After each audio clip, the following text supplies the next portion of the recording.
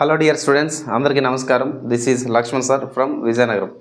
My dear students, top 1000 బిట్స్లో భాగంగా ఈరోజు మనం నేర్చుకోబోతున్నటువంటి టాపిక్ ఏంటంటే తెలుసు కదా, డయాగ్రామ్ చూసారు, కణం అని చెప్పి మనం పిలుస్తూ ఉన్నాం. మరి ఈ కణం గురించి ఉన్నటువంటి దాదాపుగా ఒక 30 నుంచి 35 బిట్స్ దాకా వచ్చే అవకాశం అనేది ఉంది ఈ టాపిక్ మీద.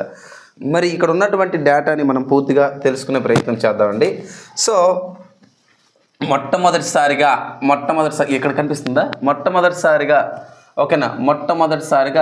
కణం అనే పిలుస్తున్నటువంటి దానిని మన ఇంగ్లీష్లో సెల్ అంటాం. ఈ సెల్ని కనుక్కున్నటువంటి సైంటిస్ట్ ఎవరంటే రాబర్ట్ హుక్ అని చెప్పేసి మనం పిలవడం జరుగుతూ ఉందండి. ఇది 1665వ సంవత్సరంలో ఓక్ అనే పిలుస్తున్నటువంటి ఒక చెట్టు యొక్క బెరడులోని అధ్యయనం చేయడం జరిగింది. అయితే ఇక్కడ ఇంపార్టెంట్ ఏంటంటే ఈ మొట్టమొదటిసారిగా కనుక్కోబడినటువంటి 1665లో కనుక్కోబడినటువంటి సెల్ అనేది సజీవ కణమా నిర్జీవ కణమా, లివింగా నాన్ లివింగా అంటే ఇది జీవంతో లేనటువంటి కణము. సజీవ కణము అంటే మనం లిటరల్గా నిర్జీవ కణము లేదా నాన్ లివింగ్ సెల్ అని చెప్పేసి మనం చెప్పవచ్చు. మరి మొట్టమొదటిసారిగా లివింగ్ సెల్ని కనుక్కున్నటువంటి శాస్త్రవేత్త ఎవరు సార్ అంటే ఆంటోన్ వాన్ లీవెన్ హుక్ అండి. ఆంటోన్ వాన్ లీవెన్ హుక్ మొట్టమొదటిసారిగా చెరువు నీటిలో కనుక్కోవడం జరిగింది. చెరువు నీటిలో కనుక్కున్నటువంటి ఏదైతే కణం ఉందో దాన్ని మనం ప్రోటోజోవాగా మనం చెప్తూ ఉంటాం. ఏమని చెప్తామండి? ప్రోటోజోవాగా చెప్పడం జరుగుతూ ఉంది. మరి మొట్టమొదటిసారిగా ఇక్కడ కణం లోపల ఉన్నటువంటి జాతి వినండి, కణం లోపల ఉన్నటువంటి ద్రవరూప పదార్థం ఏదైతే ఉందో ఆ ద్రవరూప పదార్థం ఇగోండి, ఇదంతా కూడా ఈ ద్రవరూప పదార్థాన్ని ఏమని పిలుస్తారంటే సైటోప్లాజం అని చెప్పేసి పిలుస్తారండి. మరి సైటోప్లాజంని ఇంతకుముందు ప్రోటోప్లాజంగా పిలిచేవారు. ఏమని పిలిచేవారు? ప్రోటోప్లాజంగా పిలిచేవారు.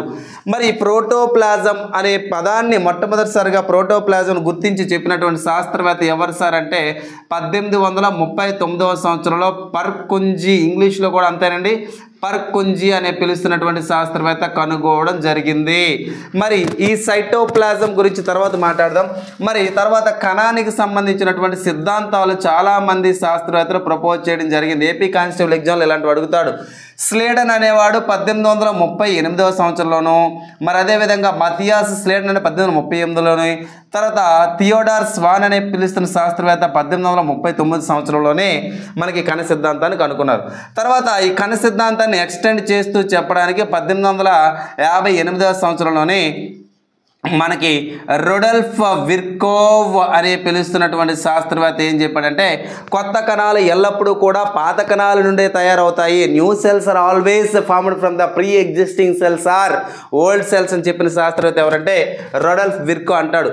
ఈయన ఒక మంత్రం లెక్క చెప్తాడనమాట. ఆ మాటను ఏంటంటే ఓమ్నిస్ సెల్యులా ఈ సెల్యులా అని చెప్పేసి పిలవడం జరుగుతూ ఉందన్నమాట. దీన్ని చెప్తా ఉంటాం. మరి ఇక్కడ ఇంపార్టెంట్ బిట్స్లో భాగంగా గుర్తుపెట్టుకోండి, కణం అనేది ఏదైతే ఉందో కణం చుట్టూ ఒక త్వచం అనేది కనిపిస్తూ ఉంది. దాన్నే కణత్వచం అని చెప్పేసి మనం పిలుస్తూ ఉంటాం. జంతువుల్లో కేవలం కణత్వచం లేదా సెల్ మెంబరేన్ మాత్రమే కనిపిస్తుంది. జంతువుల్లో కణత్వచం లేదా సెల్ మెంబరేన్ మాత్రమే కనిపిస్తుంది. సెల్ మెంబరేన్ ఎప్పుడు కూడా దేంతో తయారవుతుంది సార్ అంటే లెగ్నిన్ మరియు పెక్టిన్ అనే పిలుస్తున్నటువంటి పదార్థాలతో తయారవుతుందంటే కణత్వచము. మరి ఇది ఎందులో కనిపిస్తుంది సార్? సెల్ మెంబ్రెయిన్ అనేది ఎందులో కనిపిస్తుంది సార్ అంటే ప్లాంట్ అండ్ యానిమల్స్ రెండిట్లో కనిపిస్తుంది. ఓకేనా? వృక్ష మరియు జంతు కణాలు రెండిట్లో కూడా కనిపిస్తుంది. ఇగోండి ఇక్కడ సెల్ మెంబ్రెయిన్ అన్నాను. ఈ లోపల ఉన్నటువంటిది ఏదైతే ఉందో దీన్ని నేను సెల్ మెంబ్రెయిన్గా గుర్తించడం జరిగింది. ఓకేనా? వృక్ష కణాల్లో ఏమవుతుందంటే వృక్ష కణాల్లో సెల్ మెంబ్రెయిన్ చుట్టూ మరొక మెంబ్రెయిన్ కనిపిస్తూ ఉందన్నమాట. కణత్వచం చుట్టూ మరొక మెంబ్రెయిన్ కనిపిస్తుంది. దాన్ని ఏమంటారంటే సెల్ వాల్ లేదా కణకవచం అని చెప్పేసి పిలవడం జరుగుతుంది. ఏంటండి? కణకవచం అంటే సెల్ మెంబ్రెయిన్ చుట్టుకోండి ఇదంతా అవుటర్ ఏదైతే ఉందో దీన్నే సెల్ వాల్ అంటారండి. ఈ సెల్ వాల్ అనేది దేంతో తయారవుతుంది సార్ అంటే సెల్యులోజ్తో తయారవుతుంది. దేంతో తయారవుతుందండి? సెల్యులోజ్తో తయారవడం జరుగుతూ ఉంటుంది అనమాట. మరి సెల్ వాల్ అనేది ఏదైతే ఉందో కేవలం వృక్ష కణాలు లేదా మొక్కలలో ఉన్నటువంటి కణాల్లో మాత్రమే మనకి కనిపిస్తూ ఉంది. ఏదంటే ఇక్కడ ఉన్నటువంటి సెల్ వాల్. ఏదండి? Cell wall. ఈ సెల్ వాల్ అనేది ఎక్కడ కనిపిస్తుందంటే కేవలం మొక్కల్లో లేదా వృక్ష కణాల్లో మాత్రమే కనిపిస్తుంది. ఈ సెల్ వాల్ అనేది గట్టిగా అడిచిపెట్టే ఈ సెల్ వాల్ అనేది సెల్యులోస్తో తయారవుతుందన్న. మరి వృక్ష కణాల్లో ఇది ఏం చేస్తుంది సార్ అంటే ఫ్లెక్సిబిలిటీ ఓకేనా, అదేవిధంగా ఆ సామర్థ్యం అనేది వృక్ష కణంలో చెట్లకు కలిగిస్తుంది. అంటే ఒక విధంగా చెప్పాలంటే బలాన్ని కలిగిస్తుంది. ఎప్పుడైనా గాలి తుఫాన్లు వచ్చినప్పుడు ఇలా చెట్లు వంగినా ఓకేనా, ఇట్లా చెట్లు ఎప్పుడైనా వంగి ఏం చేసినా కానీ ఏమవుతుందంటే అక్కడ అవి విరిగిపోకుండా ఉండడానికి ఓకేనా, విరిగిపోకుండా ఉండడానికి దృఢత్వాన్ని కలిగించే నేచర్ దేనికి ఉంటుందంటే ఈ సెల్ వాల్ లేదా కణకవచానికి ఉండడం అనేది జరుగుతూ ఉంటుంది అనమాట. చాలా చాలా ఇంపార్టెంట్ ఓకేనా సెల్ వాల్. తర్వాత సెల్ వాల్ అయిపోయింది కదా, సెల్ వాల్ తర్వాత మనం తెలుసుకోవాల్సిన సెల్ మెంబ్రేన్ మాట్లాడుకున్నాం. ఇక్కడ సెల్ మెంబ్రేన్ లేదా కణత్వచం దేనికి ఉపయోగపడుతుందంటే బాహ్య వాతావరణం నుంచి అంతర వాతావరణానికి పదార్థాల రవాణాకి ఓకేనా. సో దేనికి ఉపయోగపడుతుందండి, పదార్థాల రవాణాకు ఉపయోగపడుతుంది అని చెప్పేసి అంటాం. అదేవిధంగా ఆస్మోసిస్ ద్రవాభిసరణం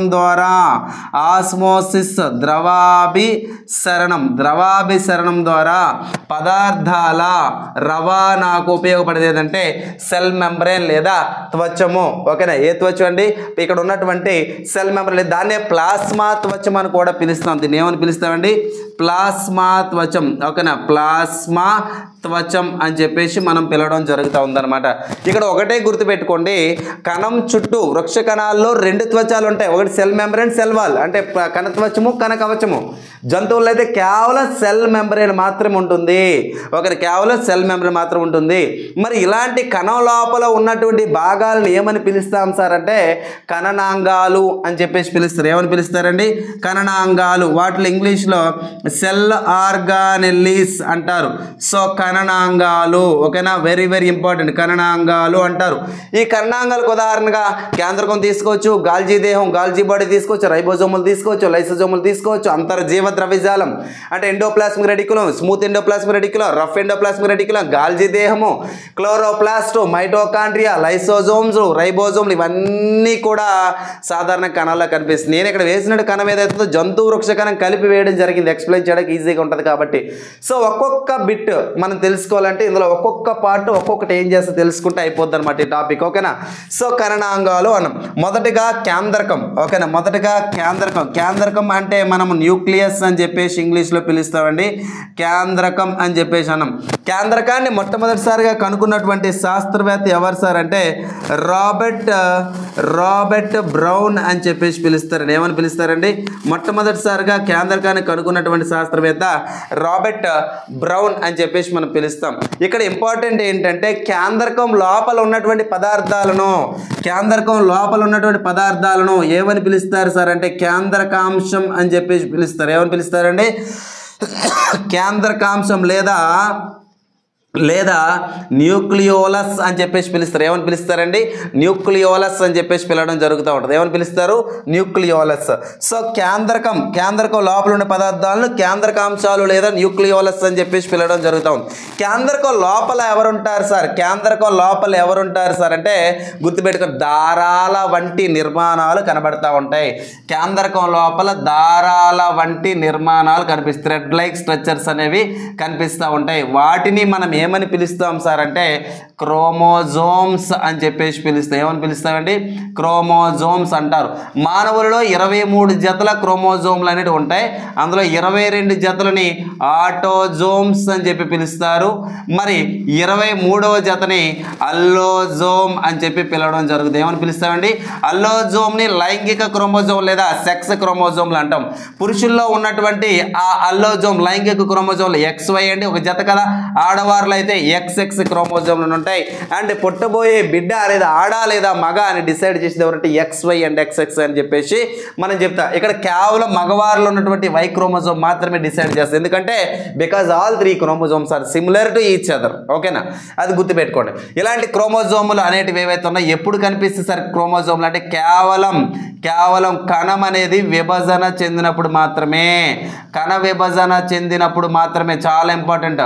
కణ విభజన చెందినప్పుడు మాత్రమే మనకు కనిపిస్తాయి క్రోమోజోములు. ఇలాంటి క్రోమోజోముల లోపల ఎవరుంటారు సార్ అంటే డిఎన్ఏ కనిపిస్తూ ఉంటుంది. ఏంటంటే డిఎన్ఏ కనిపిస్తూ ఉంటుంది అనమాట. ఈ డిఎన్ఏని కనుక్కున్నటువంటి శాస్త్రవేత్త వాట్సన్ మరియు క్రిక్ అని పిలుస్తున్న ఇద్దరు శాస్త్రవేత్తలు. వీళ్ళకి 1956లో నోబెల్ బహుమతి కూడా ఇవ్వడం జరిగింది కనుక్కున్నందుకు. ఇలాంటి డిఎన్ఏ లోపల ఫంక్షనల్ యూనిట్స్ ఉంటాయి, క్రియాత్మక ప్రమాణాలు ఉంటాయి. వాటిని మనం ఏమంటామంటే జీన్స్ అని చెప్పేసి పిలుస్తాం. ఏమంటామండి? జీన్స్, లేదా వాటిని మనము జన్యువులు అంటాం. ఈ జన్యువులు అనేవి వంశపారంపర్యం, ఇన్హెరిటెన్స్ అనేది ఏదైతుందో, ఒక ఇన్హెరిటెన్స్ అంటే అనువంశికతని మనకి వంశపారంపర్యానికి సంబంధించిన లక్షణాలను క్యారీ చేయడానికి ఈ జీన్స్ అనేటివి జన్యువులు అనేవి ఉపయోగపడతాయి. సార్ కణ విభజన చెందనప్పుడు ఈ డిఎన్ఏ ఏ రూపంలో కనిపిస్తుంది సార్ అంటే తంతువుల వంటి నిర్మాణాలు, దారాల వంటి నిర్మాణాలు. వాటిని మనం ఏమని పిలుస్తాం అంటే క్రోమాటిన్ అని చెప్పి పిలుస్తాం సార్. ఏమని పిలుస్తామండి? క్రోమాటిన్. సో కణ విభజన జరగనప్పుడు ఇక్కడ ఉన్నటువంటి డిఎన్ఏ ఏ రూపంలో కనిపిస్తుంది సార్ అంటే క్రోమాటిన్ రూపంలో కనిపిస్తుంది. కణ విభజన జరిగినప్పుడు మనకి ఎట్లా అందరూ కనబడతాయి సార్ అంటే క్రోమోజోముల్లో కనిపిస్తాయి. ఎక్కడ కనిపిస్తాయండి? క్రోమోజోములు అనేవి కణ విభజన జరిగినప్పుడు కనిపిస్తాయి. చాలా చాలా ఇంపార్టెంట్ పాయింట్. సో మనం ఇక్కడ కణ త్వచం మాట్లాడుకున్నాం, కణ కవచం మాట్లాడుకున్నాం. తర్వాత వచ్చేసరికి క్లోరోప్లాస్ట్ అండి. క్లోరోప్లాస్ట్ గురించి మాట్లాడదాం. ఈ క్లోరోప్లాస్ట్ని ఎవరు కనుక్కున్నారు సార్ అంటే క్లోరోప్లాస్ట్ కనుక్కున్నటువంటి శాస్త్రవేత్త ఎవరంటే జూలియస్ వాన్ సాక్ అనే పిలుస్తున్నటువంటి శాస్త్రవేత్త. క్లోరోప్లాస్ట్లు అనేవి ఎక్కడుంటాయి సార్ అంటే పత్రాలలో. క్లోరోప్లాస్ట్ ఎక్కడుంటే పత్రాలలో ఉన్నటువంటి కణాల్లో కనిపిస్తాయి. క్లోరోప్లాస్ట్ మొట్టమొదటిసారిగా పత్రం నుంచి పగిలిపోకుండా సపరేట్ చేసినట్టు శాస్త్రవేత్త ఎవరంటే డేనియల్ ఆర్నాన్ అంటారు. ఏమంటారండి? డేనియల్ ఆర్నాన్ అంటారు. ఈ క్లోరోప్లాస్ట్ ఏం చేస్తాయి సార్? క్లోరోప్లాస్ట్ ఏం చేస్తాయి అంటే క్లోరోప్లాస్ట్ లోపల ఎవరుంటారు సార్ అంటే క్లోరోఫిల్ అనేది మనకు కనిపిస్తూ ఉంటుంది. ఏదంటే క్లోరోఫిల్, పత్రహరితం అనేది కనిపిస్తూ ఉంటుంది. మరి క్లోరోఫిల్ అనేది ఏదైతే ఉందో ఈ క్లోరోఫిల్ కనుక్కున్నటువంటి శాస్త్రవేత్తలు ఎవరంటే పెల్లెటియర్. పెల్లెటియర్ మరియు కెవెంటో అనే పిలుస్తున్న శాస్త్రవేత్త కనుక్కోవడం జరిగింది. ఈ క్లోరోఫిల్ ఏం చేస్తుందంటే కిరణజన్య సంయోగ క్రియలో ఫోటోసింథసిస్లో కాంతిని తీసుకోవడం జరుగుతుంది. కాంతిని ఏ రూపంలో తీసుకుంటుంది సార్ అంటే ఫోటాన్ల రూపంలో తీసుకుంటుంది. ఏ రూపం అండి? ఫోటాన్ల రూపంలో తీసుకుంటుంది. ఎప్పుడైతే కాంతి అనేది పత్రం మీద పడిందో ఆ పత్రం లోపల ఉన్నటువంటి వాటర్ మాలిక్యూల్స్, నీటి అణువులు అనేవి H+ గాను OH- గాను విడిపోవడం జరుగుతుంది. H+OH- గాను విడిపోతే దాన్ని ఏమంటారంటే కాంతి జల విశ్లేషణ. ఏదండి? కాంతి జల విశ్లేషణ అంటారు. దాన్నే మనము ఫోటోలైసిస్ లేదా ఫోటోలసిస్ ఆఫ్ వాటర్ అని చెప్పి పిలుస్తారు. ఏమని పిలుస్తారండి? ఫోటోలసిస్ ఆఫ్ వాటర్ లేదా కాంతి జల విశ్లేషణ అని చెప్పేసి పిలవడం జరుగుతుంది. దీన్ని కనుక్కున్నటువంటి శాస్త్రవేత్త ఎవరు సార్ అంటే రాబర్ట్ హిల్ అనే పిలుస్తున్నటువంటి శాస్త్రవేత్త. అందుకే దీన్ని ఏమని పిలుస్తారంటే లైట్ రియాక్షన్ అని చెప్పి పిలుస్తారు. ఏమని పిలుస్తారండి? కాంతి సమక్షంలో జరుగుతుంది కాబట్టి దీన్ని ఏమని పిలుస్తారంటే లైట్ రియాక్షన్ అని చెప్పేసి అంటారు. ఈ క్లోరోప్లాస్ట్ కిరణజన్య సమీక్రియలు ప్రధాన పాత్ర పోషిస్తూ ఉంటుంది అనమాట. మరి క్లోరోప్లాస్ట్ లో ద్రవరూప పదార్థాన్ని ఏమంటారు సార్ అంటే స్ట్రోమా అని చెప్పి అంటారు. ఏమంటారండి? స్ట్రోమా. ఈ స్ట్రోమాలో డార్క్ రియాక్షన్స్, కిరణజన్య సమయక్రియకి సంబంధించి డార్క్ రియాక్షన్ జరుగుతాయి. ఇదే స్ట్రోమాలో కిరణజన్య సమయక్రియకి సంబంధించి నిష్కాంతి చర్యలు అనేవి జరుపుతాయి. మరి ఇదే క్లోరోప్లాస్ట్ లోనే మనకి థైలకాయిడ్ దొంతర్లు అంటారు. థైలకాయిడ్లు అని పిలుస్తున్నటువంటి దొంతుల్లా ఉంటాయి. దొంతుల్ని ఏమంటారంటే గ్రానా అంటారు. ఈ గ్రానా లోపల కాంతి చర్యలు, కిరణజన్య సమయక్రియకి సంబంధించినటువంటి కాంతి చర్యలు అనేవి జరుగుతూ ఉంటాయి క్లోరోప్లాస్ట్ లో. తర్వాత మైటోకాండ్రియాని కణశక్తియ భాండాగారము అని చెప్పి పిలుస్తారు. మీ అందరికీ తెలుసు. ఒక కణశక్తియ భాండాగారం అని చెప్పి పిలవడం జరుగుతూ ఉంది. అవునా? Power house of the cell అని చెప్పి పిలవడం జరుగుతూ ఉంటుంది. Power house of the cell అంటారు. మరి మైటోకాండ్రియాని కనుక్కున్నటువంటి శాస్త్రవేత్త ఎవరంటే పల్లేడ్ అని పిలుస్తున్నటువంటి ఒక శాస్త్రవేత్త కొలికర్ అనే పిలుస్తున్నటువంటి మరొక శాస్త్రవేత్త. మైటోకాండ్రియా, అరే బాబు నీ పేరు మైటోకాండ్రియా అని చెప్పింది ఎవరంటే సి బెండా అని చెప్పేసి అంటారు. మైటోకాండ్రియాలో ఏరోబిక్ రెస్పిరేషన్, మైటోకాండ్రియాలో ఏరోబిక్ రెస్పిరేషన్ అంటే వాయు శ్వాసక్రియ జరుగుతుంది. వాయు శ్వాసక్రియ అనేది జరుగుతూ ఉంది. ఎట్లా జరుగుతూ ఉందంటే మనకి మైటోకాండ్రియా లోపల ఎలా జరుగుతుందంటే చాలా ఇంపార్టెంట్ అండి. గ్లూకోజ్ అణువులు అనేటివి ఏవైతే ఉన్నాయో అంటే C6H12O6 6 కార్బన పదార్థాలు, 6 కార్బన్ కాంపౌండ్స్, కార్బన్ సమ్మేళనాలు కలిగినటువంటి ఏవైతే ఉన్నాయో బ్రేక్ అవ్వాలి. గ్లూకోజ్ అనేది ఏదైతే ఉందో ఆక్సిజన్ సమక్షంలో బ్రేక్ అయితే వాయు శ్వాసక్రియ అంటారు. మరి ఇలా గ్లూకోజ్ అనే బ్రేక్ అవడం, విడిపోవడాన్ని ఈ చర్యను ఏమంటారంటే గ్లైకోలసిస్ అని చెప్పేసి పిలుస్తారు. లేదా దీన్నే ఈఎంపి పాత్వే అని కూడా పిలుస్తారు. ఈఎంపి అంటే ముగ్గురు శాస్త్రవేత్తలు కనుక్కున్నారన్నమాట. ఈ గ్లైకోలసిస్ లో గ్లూకోజ్ అనే బ్రేక్ అయ్యి 3 కార్బన్ కాంపౌండ్ కలిగినటువంటి పైరువేట్ గా మారుతాయి. ఈ పైరువేట్ కి ఆక్సిజన్ కలిస్తే తద్వారా ఏమవుతుందంటే కొంత శక్తి అనేది విడుదలవుతుంది. అది ఏటీపీ రూపంలో విడుదలవుతుంది. కొంత CO2 అనేది విడుదలవ్వడం జరుగుతూ ఉంది. ఏటీపీ అంటే ఎడినోసిన్ ట్రైఫాస్ఫేట్ అంటారు. ఒక ఏటీపీ అంటే 7200 క్యాలరీస్ గా మనం పిలుస్తూ ఉంటాం అనమాట.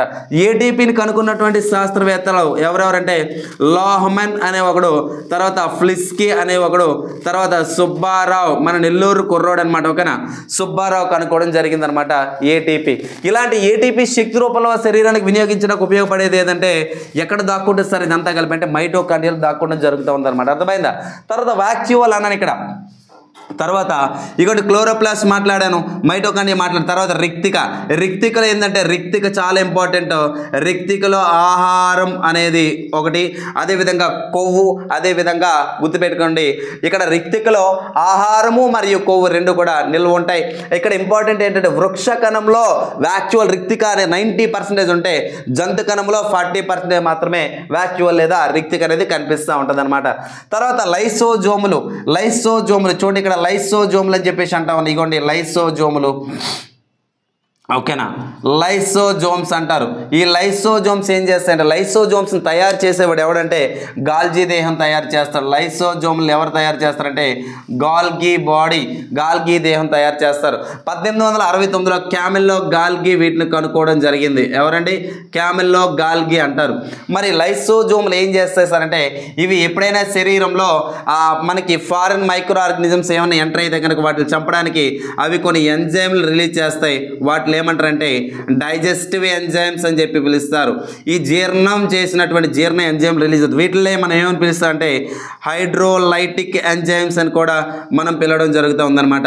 ఇలా ఇంకొక సూక్ష్మజీవిని మైక్రోఆర్గానిజం చంపడానికి తమ కొన్ని ఎంజైమ్స్ రిలీజ్ చేసి వాటిని కూడా చచ్చిపోయేలా చేసుకుంటాయి అనమాట. అందుకే వీటిలో ఏమంటారంటే సూసైడల్ బ్యాగ్స్, తమను తామే చంపుకునే ఆత్మహత్య సంచులు అని చెప్పేసి పిలవడం జరుగుతూ ఉంది లైసోజోములు అయిపోయింది. ఇగోండి మధ్యలో ఉంది కేంద్రకం అయిపోయింది.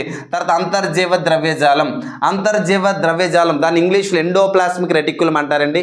ఇది 2 రకాలు. ఒకటి గరుకు అంతర్జీవ ద్రవ్యజాలం, ఒకటోది గరుకు అంతర్జీవ ద్రవ్యజాలం, దాన్ని RER రఫ్ ఎండోప్లాస్మిక్ రెటిక్యులం అంటారు. రెండోది SER స్మూత్ ఎండోప్లాస్మిక్ రెటిక్యులం అంటారు. గరుకు అంతర్జీవ ద్రవ్యజాలం యొక్క ఉపరితలం మీద రైబోజోమ్లు ఉంటాయి. ఏమంటాయండి? రైబోజోమ్లు ఉంటాయి. ఈ రైబోజోములు ఉపరితలం మీద ఉంటే అది గరుకు అంతర్జీవ ద్రవ్యజాలం RER అని పిలుస్తారు. RER ఏం చేస్తుందంటే ప్రోటీన్లను సంశ్లేషణ చేస్తుంది, ప్రోటీన్లను తయారు చేస్తుంది అనమాట. ఒకరి ప్రోటీన్లను తయారు చేస్తూ ఉంటుంది. తయారు చేసిన తమ గుండా ప్రవహించుకునేలాగా చేసేవారంటే గరుకు అంతర్జీవ ద్రవ్యజాలం. మరి SER స్మూత్ ఎండోప్లాస్మిక్ రెటిక్యులం ఇక్కడ ఆల్రెడీ డయాగ్రామ్లో చూపించాను. ఇగోండి SER నూనె అంతర్జీవ ద్రవ్యజాలం. ఇది ఏదైతుందో ఏం చేస్తుందంటే ఇది మనకి ఫ్యాట్స్ను ఏవైతే ఉన్నాయో ఫ్యాట్స్ను మరియు కొన్ని రకాల ప్రోటీన్లు తయారు చేయడంలో ప్రధాన పాత్ర పోషిస్తూ ఉంటుంది అనమాట. ఫ్యాట్స్ అంటే కొవ్వులు మరియు ప్రోటీన్లు లేదా మాంసకృతి తయారు చేస్తారు. కొన్ని సందర్భాల్లో ఈ ఫ్యాట్స్ ప్రోటీన్స్ కూడా ఏం ఏంటంటే ఎంజైమ్స్గా మారే పరిస్థితి కూడా కనిపిస్తూ ఉంది. కొన్ని సందర్భాల్లో ఎంజైమ్స్ని కూడా తయారు చేస్తే స్మూత్ ఎండోప్లాస్మిక్ రెటిక్యులం. మరి శరీరంలో ఉన్నట్టు విష పదార్థాలను కాలేయం ద్వారా తొలగించడం జరుగుతుంది, లివర్ ద్వారా. ఆ లివర్ ద్వారా ఈ టాక్సిక్ మెటీరియల్స్ని ఏం చేస్తాం, డీటాక్సిఫై చేస్తాం, విషతుల్యం అనేది చేస్తూ ఉంటాం. విషతుల్యం లేకుండా నిర్జలీకరణ చేస్తాం. ఈ డీటాక్సిఫికేషన్లోనే ప్రధాన పాత్ర పోషించారు ఎస్ఈఆర్, స్మూత్ ఎండోప్లాస్మిక్ రెటిక్యులం లేదా నునుపు అంతర్జీవ ద్రవ్యజాలం అనేది ప్రధాన పాత్ర పోషిస్తుంది. విష పదార్థాలు లేకుండా చేసేందుకు గాను అది నునుపు అంతర్జీవ ద్రవ్యజాలం. మరి గాల్జీ దేహం ఏం చేస్తుందంటే, గాల్జీ బాడీ అనేది ఏదైతుందో ఇది కణం మొత్తానికి గాల్జీ బాడీ అనేది ఒక డెలివరీ బాయ్, కొరియర్ బాయ్ లా పనిచేస్తుంది అనమాట. ఎందుకంటే ఇది రైబోజోమ్ తయారు చేసే ప్రోటీన్లు అన్నింటిలో కూడా ప్యాక్ చేసిద్ది. ప్యాక్ చేయడం అంటే వాటిలన్నింటినీ సేకరిస్తుంది. తర్వాత కణంలో ఏ భాగానికి ఏం కావాలో ఇక్కడ తయారు చేసిన ఆహార పదార్థాలన్నింటిలో కూడా ఒక మనకి హోటల్లో మన కోసం వడ్డించేవాడు ఎవరైతే ఉన్నారో వాడిలాగా అందరికీ కూడా సప్లై చేయడానికి ప్రధాన. అందుకే గాల్జీ దేహం యొక్క పని ఏంటంటే ప్యాకేజింగ్ అండ్ డిస్పాచ్మెంట్. అర్థమైంది? ప్యాకేజ్ అండ్ డిస్పాచ్మెంట్ అర్థమైందా? గుర్తుపెట్టుకోండి, ఇది గాల్జీ దేహం. తర్వాత సైటోప్లాజం గురించి కూడా మనం మాట్లాడాం అనమాట. సో ఇది కణానికి సంబంధించినటువంటి షార్ట్ కట్ రివిజన్ అనమాట. ఇదంతా షార్ట్ కట్ రివిజన్ అంటే మీకు సింపుల్గా షార్ట్ కట్ ఉన్నటువంటి డేటా అంతా కూడా అనాలిసిస్ చేయడానికి, అంటే బిట్స్ అన్ని రివిజన్ చేయడానికి మాత్రమే ఈ సిరీస్ తీసుకోవడం జరిగింది. ఇలాంటి బిట్స్కి సంబంధించినటువంటి నా మెటీరియల్ కావాలంటే మీరు పీడిఎఫ్ మీకు డైరెక్ట్ వాట్సాప్ కావాలంటే నా నెంబర్కి మీరు వాట్సాప్లో మెసేజ్ చేయొచ్చు. నా నెంబర్ 8341732875 నా నెంబర్ అండి. ఈ నెంబర్కి మీరు 8341732875 నెంబర్కి మీరు కనుక వాట్సాప్లో మెసేజ్ పెట్టి hi sir I need material అంటే కనుక ఇమ్మీడియట్గా మీకు మెటీరియల్ అనే పీడిఎఫ్ జిరాక్స్ తీసుకునే విధంగా వాట్సాప్లో నేను తయారు చేసినటువంటి 3వ తరగతి నుంచి 10వ తరగతి దాకా ఉన్నటువంటి ఆంధ్ర ఎన్సీఆర్టీ టెక్స్ట్ బుక్స్ని కలిపి మీకు డేటా తెలుగు మీడియంలో రాయడం జరిగింది. ఇంగ్లీష్ మీడియం వాడికి కూడా అర్థమవుతుంది. అండ్ దాంతోపాటు నా హ్యాండ్ రిటన్ మెటీరియల్ కూడా ఇంటర్మీడియట్ దాకా ఉన్నటువంటి hand written material police constables కూడా ఉపయోగపడే విధంగా ఈ 2 మెటీరియల్స్, ఒకటి 120 పేజీలు, ఒకటి 150 పేజీలు, దాదాపుగా మనకి 270 పేజీల మెటీరియల్ అనేది మీకు వాట్సాప్లో ఫ్రీగా పీడిఎఫ్ అనేది పంపించడం జరుగుతుంది. అది 149 రూపీస్తో మాత్రమే. గుర్తుపెట్టుకుని ఎక్కడన్నా కానీ జిరాక్స్ యాక్సెస్ అనేది ఇవ్వడం జరగదు, కానీ నేను ఇస్తున్నా మీకు ఉపయోగపడాలనే ఉద్దేశంతో. ఎక్కువ కాలం మొబైల్స్ చదవడానికి ఇబ్బంది అవుతుంది ఒక ఒపీనియన్తో చాలామంది వచ్చిన కాల్స్తో నేను ఇలా ఇవ్వడం జరిగిందనమాట. ఆసక్తి ఉన్న అభ్యర్థులు 8341732875 నెంబర్కి మీరు మెసేజ్ చేయండి. మీరు పెట్టిన ఇమ్మీడియట్గా నేనైతే నెంబర్ అనేది పంపించిన నెంబర్కి మెటీరియల్స్ పంపించడం జరుగుతుంది. అండ్ మీ అందరికీ అతి త్వరలో ఒక పెద్ద శుభవార్త అనేది తీసుకొస్తా. ఏంది అంటే బయాలజీకి చాలామంది ఇప్పటికి ఏపీ పోలీస్ ప్రిపేర్ అవుతున్న చాలా సఫర్ అవుతున్నారు. మీ అందరినీ దృష్టిలో పెట్టుకొని అతి త్వరలోనే ఒక బిగ్ సర్ప్రైజ్ ఇవ్వబోతా ఉన్నాం. అదేంటంటే biology it's simple love YouTube ఛానల్తో పేరుతో biology it's simple love app కూడా తీసుకొచ్చి 2 తెలుగు స్టేట్స్లో ఎక్కడ ఇవ్వలేనంత అతి తక్కువ ధరకు మనము బయాలజీ క్లాసెస్, నువ్వు ఇండియాలో ఎలాంటి ఎగ్జామ్ అన్నా రాసుకో, నీకు ultimate biology content bilingual English and Telugu మీడియంలో నీట్గా ఇదే బోర్డు మీద నీట్గా కూలంకుషంగా మీకు అర్థమయ్యే విధంగా కాన్సెప్ట్ వైజ్, అంటే మీరు డిగ్రీ అవ్వచ్చు, పీజీ అవ్వచ్చు, ఎస్ఐ ప్రిపేర్ అవ్వచ్చు, సీజీఎల్ ప్రిపేర్ అవ్వచ్చు. నా దృష్టిలో మీరు మాత్రం 3వ తరగతి పిల్లోడే. 3వ తరగతి పిల్లోడికి బేసిక్స్ నుంచి ఎలా అయితే నేర్పిస్తామో ఆ బేసిక్స్ నుంచి అడ్వాన్స్డ్ స్థాయి దాకా బయాలజీ నేర్పించే బాధ్యత నాది. సో అతి త్వరలో యాప్ తీసుకొస్తాం. ఆ యాప్ని మీకే పరిచయం చేస్తా, మీరే డౌన్లోడ్ చేసుకుంటారు. అవసరమైతే కొన్ని రోజులు ఫ్రీ క్లాసెస్ కూడా, అంటే 1-2 రోజులు కాదు ఇంకా ఎక్కువ రోజులే ఫ్రీ క్లాసెస్ నా యాప్లో మీరు వినేందుకు గాను నేను మీకు అవకాశం కల్పిస్తా. సో దీనికి మీ అందరి సపోర్ట్ కావాలి. ఏంది సార్ సపోర్ట్ అంటే లైక్ చేయడం, షేర్ చేయడం, సబ్స్క్రైబ్ చేయడం. మెటీరియల్ కావాలంటే ముందే చెప్తున్నా, యాప్ వచ్చిన తర్వాత క్లాసెస్ మీకు యాక్సెస్ ఇవ్వచ్చేమో కానీ మెటీరియల్ కాస్ట్ పెంచే అవకాశం ఉండొచ్చు. అర్థమైందా? ఎందుకంటే నా కష్టం కూడా మీరు గుర్తించాలి కాబట్టి. సో మెటీరియల్ కావాలంటే ఈ లోపటే మీరు తీసుకోవడానికి ప్రయత్నించండి. Right, thanks for watching this video. Thank you very much. Have a nice day. Thank you all. This is Lakshman sir from Vizianagaram.